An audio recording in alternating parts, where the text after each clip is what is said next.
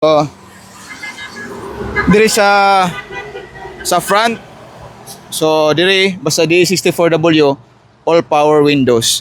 Power windows, power side mirrors, then na siya i-lock sa iyang mga windows. Tapos simple lang diri sa atubangan diri na to makita nagpa-additional si sir og temperature gauge. Then 7 inches touchscreen car stereo na siya reverse camera. Na siya reverse camera. Kompleto na siya. Tapos diri makita na to ang dome light. So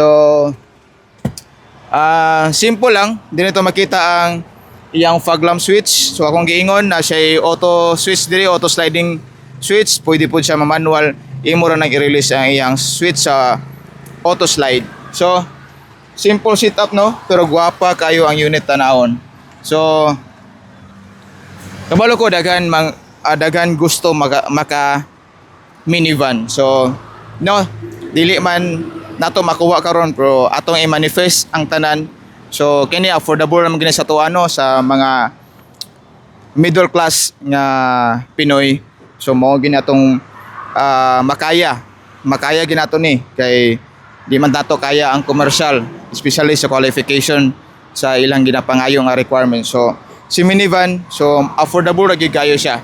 So mapangitahan nato maagi para ma-work out nato at the same time makatabang sa ato ang madili, especially sa mga businessman, sa mga negosyante.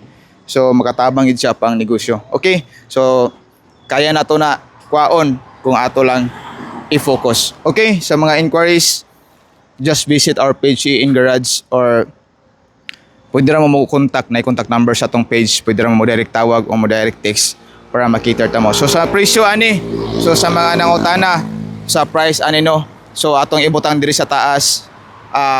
Ang price ani is 285,000. So sa inyong nakita tanan, full package is 285,000 ang price ani. Okay? So more questions, pwede ra mo direct tawag or mo message sa ato ang page. O sa gusto mag-services, pwede ra po mo pa-schedule diri sa shop para atong ma-cater or ato tagaan ta mong schedule para makaanhi mo diri sa shop. Okay? Nata magdugay, this is Ronald Basilio from In Garage.